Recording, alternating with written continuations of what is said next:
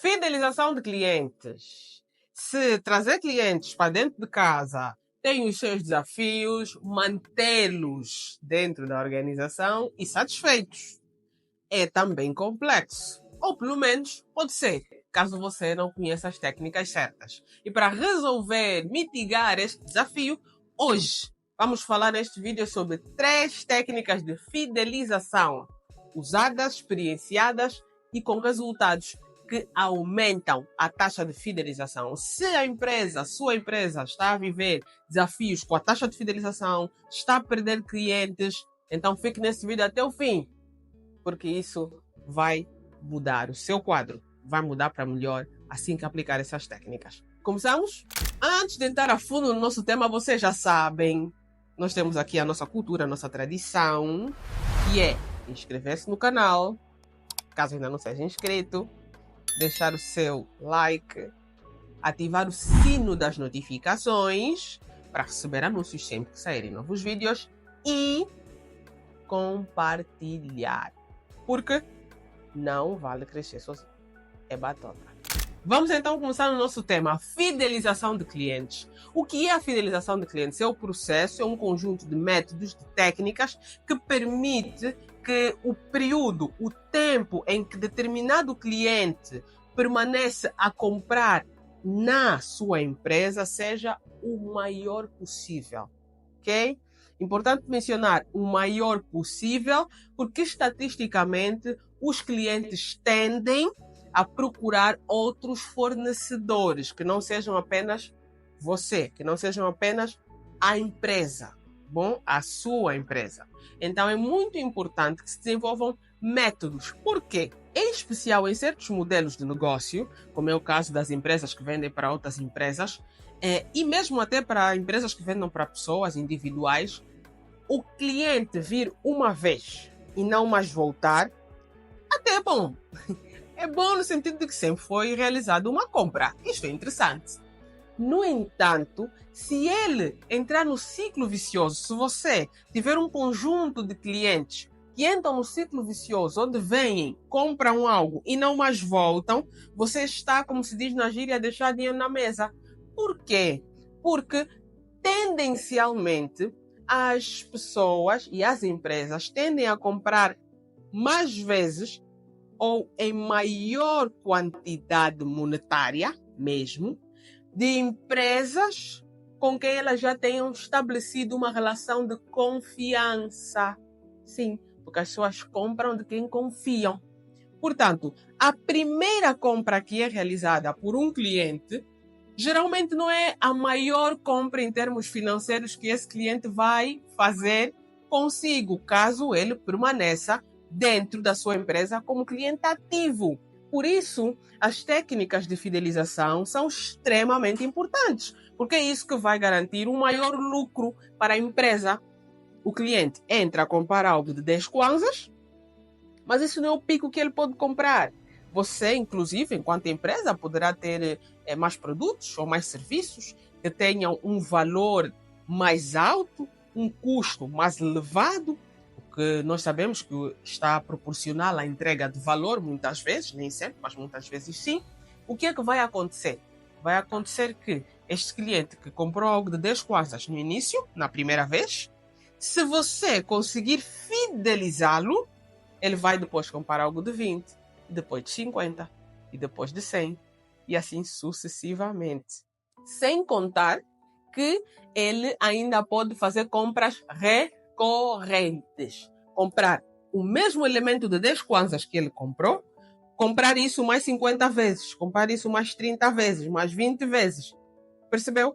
Você faz mais dinheiro ao longo do tempo com um cliente do que tendo apenas a aparição de um cliente, ainda que esse um tenha comprado em valor muito alto. Ter um cliente que chega e compra algo de 100 mil kwanzas ou de 100 milhões de kwanzas, a depender do modelo de negócio, porque os produtos e serviços obedecem a preços diferentes.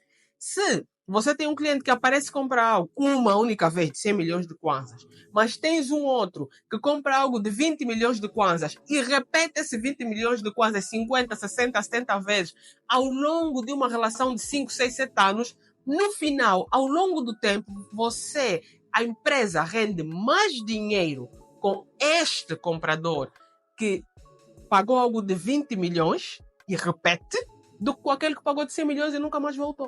Fidelização é palavra de ordem. Então vamos começar a ver aqui três técnicas simples, práticas, que podem ser aplicadas por praticamente todas as empresas para conseguirem fidelizar o maior número de clientes possível, mantê-los como clientes ativos pelo maior período de tempo possível. Primeira técnica para conseguirmos fidelizar os clientes às nossas empresas chama-se pós-venda.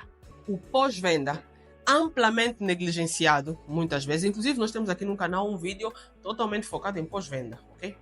Se quiser, vai estar aqui o card, algures na tela, clique e assista se quiser aprofundar um pouco mais. O que é o pós-venda? O pós-venda é o que vem depois, daí ser pós, depois da venda, ok? E o pós-venda fideliza. É muito comum as empresas serem muito rápidas ao atender, quando é para dar informações iniciais que venham a gerar venda, que venham a trazer uma venda. Mas depois de se concluir a venda, muitas empresas desengajam. Tem um processo de venda, uma atitude comportamental dos colaboradores pós-venda que não fideliza o cliente, ok? Então já é um alerta. Se você tem muitos clientes a virem, mas que não retornam, preste atenção no seu pós-venda. Além do produto e do serviço, para averiguar se de facto tem qualidade ou não, caso o seu produto, seu serviço tenha qualidade, tudo esteja a correr bem e ele não está a voltar, comece a olhar um pouco para o seu pós-venda. Porque o pós-venda precisa de ser rápido e proativo. Sim, foi rápido para aceitar a compra do cliente, foi rápido para atender o telefone e dar explicações, foi rápido para enviar a proposta técnica e financeira, foi rápido para tudo. Mas assim que o cliente adquire, manda uma mensagem, o cliente fica dias sem receber uma resposta sua. O cliente manda um e-mail e você não responde durante meses. O cliente apresenta uma dificuldade, um desafio, uma insatisfação e você não se prontifica em atender. Você, enquanto empresa fornecedora, muitas vezes o cliente comprou de si algo, mas fruto da especificidade do serviço ou do produto que foi adquirido, muitas vezes a relação permanece e perdura por mais tempo. Vamos pensar, por exemplo, em empresas do ramo de tecnologia. Não é vender o software e acabou, fechou. Não é assim. Os clientes podem sim trazer aqui questões a nível de uso. À medida que vão usando o software, a plataforma, os seus serviços, eles vão ter desafios. E quando eles apresentarem os desafios, os problemas que eles estão a enfrentar, o pós-venda vai definir tudo. Um pós-venda atento é aquele que não age apenas de forma reativa. Muitas vezes, o produto ou serviço que foi vendido, em certa medida, está sob controle da própria empresa que vendeu. Portanto, se a empresa identificar que existe algo que não está a correr bem, sabe que vai haver uma quebra de sistema, sabe que vai haver uma quebra de transmissão, qual é a ação dessa empresa? Estrategicamente, é avisar atempadamente. A isso chama-se um pós-venda proativo. Não espera que seja o cliente a avisar sobre algo que é você quem está a cuidar e a controlar. Não. O pós-venda proativo, o pós-venda que garante fidelização, é aquele que antevê. Antes mesmo dos problemas, ele já avisa que existe a probabilidade de acontecer A, B, C e D pelo tempo X e mantém fluidez de contacto com o cliente. Então, o pós-venda é algo que deve ser olhado com muito cuidado. As técnicas que estão a ser usadas dentro do pós-venda são de extrema relevância e impacto no que concerne a fidelizar de facto os clientes uma vez adquiridos. Segunda técnica para garantir que haja uma taxa de fidelização elevada, uma redução de fuga de clientes, caso seja essa a situação que esteja a acontecer dentro da sua empresa. A segunda ação são as pesquisas regulares de satisfação de cliente. É importante que hajam pesquisas. Não espere ter um problema para tentar fazer uma pesquisa. Não. As pesquisas de satisfação do cliente são realizadas periodicamente, a depender do modelo, do tipo de serviço que é disponibilizado pela empresa, obviamente. Elas precisam de ser feitas com uma certa periodicidade. Fazer uma pesquisa de satisfação de clientes de 2 em 2 anos pode não ser muito prática em termos de análise de dados. Por quê? Porque é um período muito longo, onde muitos dados se perdem, onde muitos dos intervenientes que passaram o feedback de insatisfação ou de pontos a melhorar, talvez já lá não estejam e, portanto, a empresa perde dados, perde informação preciosa, porque o interessante é fazer este processo com os mesmos intervenientes. Então, poder colocar essas pesquisas de modo periódico, ainda que seja semestral ou anual, mas precisa de ocorrer isso, ok? Porque quando não ocorrem pesquisas de satisfação, nós deixamos de ouvir o lado que mais temos de ouvir para fidelizar, que são os clientes. Se nós quisermos fidelizados, temos de ouvi-los. Sabe que, estatisticamente, a maioria dos clientes não reclama. Eles simplesmente vão-se embora e dão referências, comentários negativos sobre nós, sobre a nossa empresa. Só isso. São raros os que, de facto, se chegam de forma autônoma para dizer o que se passa. Quando o fazem é porque já estão numa situação extrema, contrataram um serviço ou um produto que talvez custou muito caro, e então, por conta disso, ele liga, já decepcionado, muitas vezes irritado, ok? A reclamar e a dizer que o serviço XPTO não está a ser feito da maneira correta, e insatisfeito. Ele não está ali exatamente com clareza mental para deixar de saber exatamente qual é o pedaço da sua estrutura de serviço, da sua estrutura de distribuição do produto que não está a funcionar para ele. Porque ele está irritado, ele só quer ver aquele assunto em específico que fez ele ligar para si ser resolvido e ponto. Muitas vezes ele nem sequer lhe explica o que está por detrás dessa irritação. Por vezes nem sequer é exatamente ter acontecido um problema com o serviço, mas sim o facto dele ter reportado esse problema há já mais de 3 horas e ninguém ter respondido. Muitas vezes é isso, é só isso. Mas naquele momento de estresse e irritação, pode ser que ele não lhe deixe saber isso, até porque ele está com urgência em ver o seu problema resolvido e tudo o que ele lhe diz é: eu estou com esse problema, preciso que vocês resolvam. A empresa pega nessa reclamação e acredita que porque recebeu já conhece as necessidades do cliente. Errado. Errado.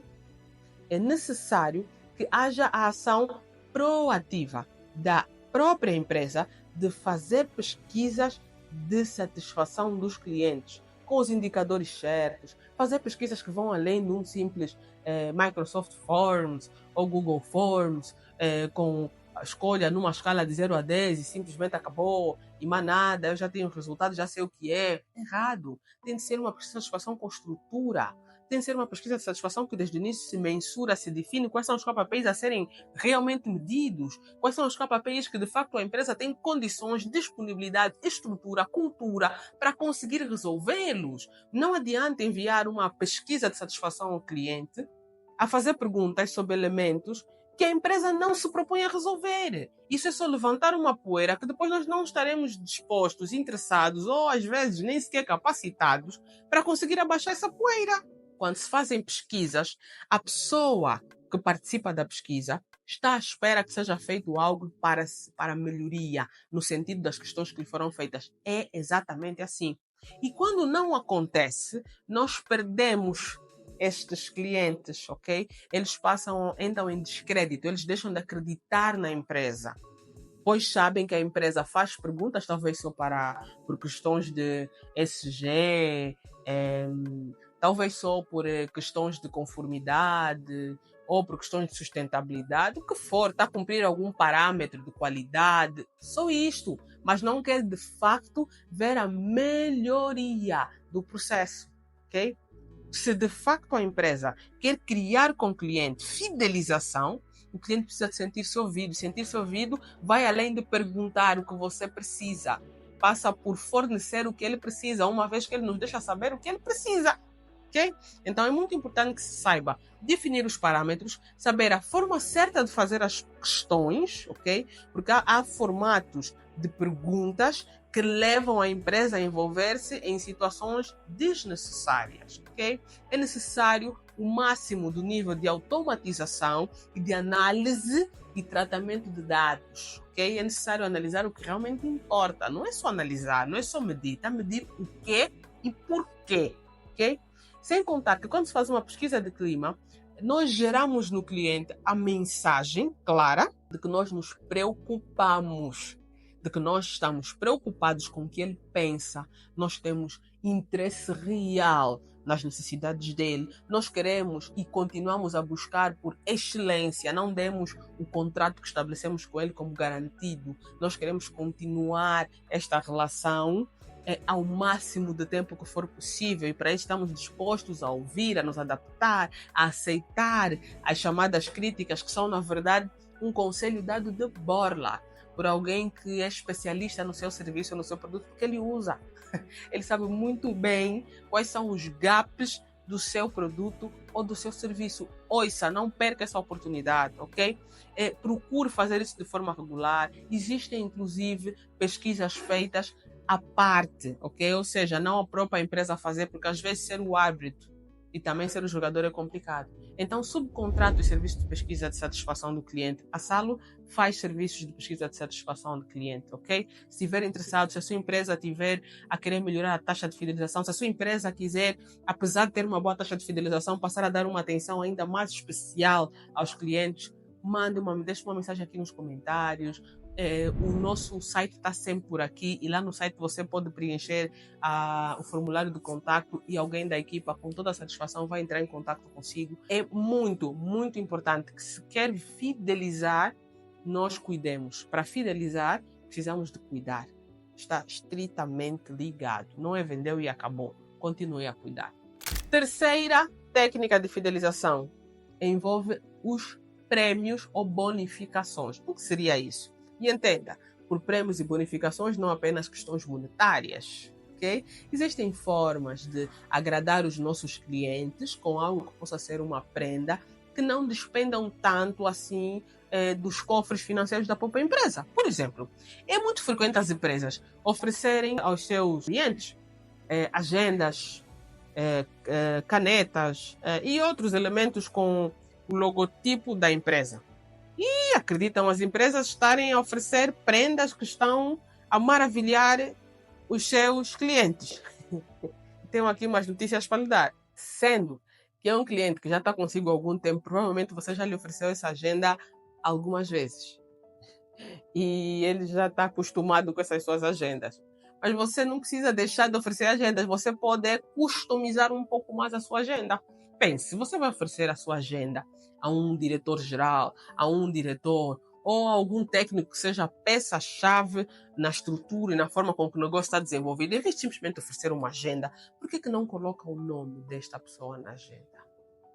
Isso faz-se em gráficas e o custo é baixo, a bem dizer da verdade. Tendo em conta, em especial se você está no modelo de vendas B2B ou no modelo B2C, mas de alto ticket, você consegue rapidamente colocar o nome do cliente na agenda. Pode manter o logo da empresa, está tudo bem. Faz parte, é publi. Ativação de marca. Mas junto, coloque o quê? Coloque o nome do cliente. Muda tudo. Muda tudo porque ele sente-se visto. Isto é personalizado, ele sente-se notado. Então, em vez de oferecer mais uma agenda com o logotipo da empresa, oferece uma agenda que, além do logotipo da empresa, tenha o nome da pessoa. Uma outra forma de oferecer prendas é prendas por tempo de fidelização. Um cliente que já está consigo, completou, você pode criar, a empresa pode criar aqui um método onde clientes que façam um ano, a cada um ano, o cliente faz um ano como ativo, né? Não um cliente esporádico. O cliente fez um ano e neste ano comprou várias diferentes formações.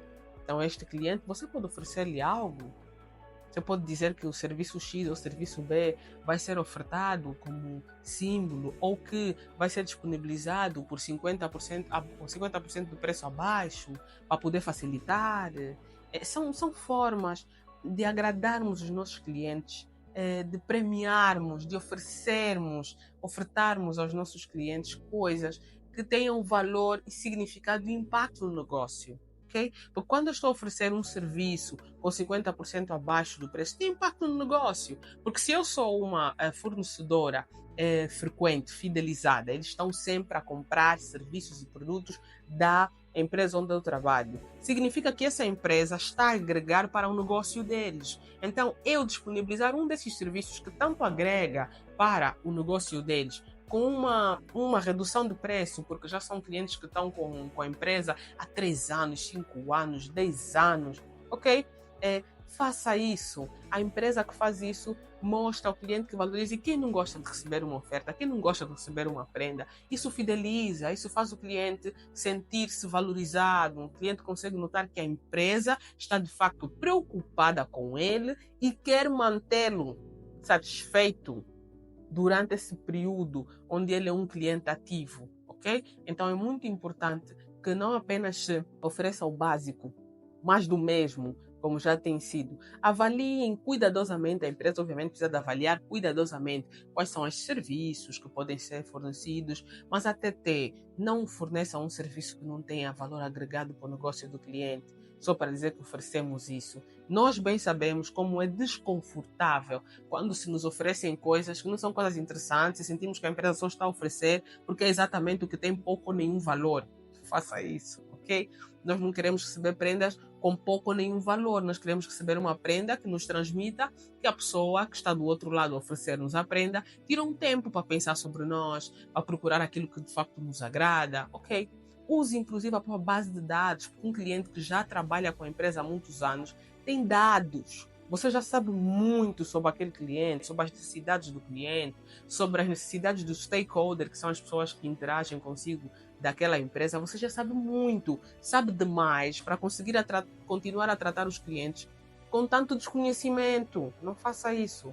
Use mesmo esses dados para entender o que essa pessoa gosta. Gosta de ler livros, gosta de viagens, gosta de saber notícias sobre política. O que ele gosta? Então pense nisso e ofereça algo que seja mais personalizado. Com essas 3 técnicas aplicadas diariamente, assertivamente, de certeza que se você tiver problemas de taxa de fidelização, elas vão começar a reduzir. Existem muito mais técnicas que possam ser ditas e aqui no canal, a seu tempo, nós vamos liberar mais vídeos que falem sobre isto. Nesse entretanto, deixa nos comentários, por gentileza, como é que tem sido na sua empresa. Vocês usam métodos e técnicas de fidelização? Se usam, quais são? Está a ser produtivo? As pessoas gostam? Não vale crescer sozinho, partilha, porque pode ser que alguém esteja a viver o que você está a viver e ao ler a sua experiência, ele encontra exatamente o que ele precisa para resolver o desafio que ele está a enfrentar. Isso é o que tínhamos para hoje. Muito obrigado por ter estado aqui até o finalzinho e vemo-nos no próximo vídeo.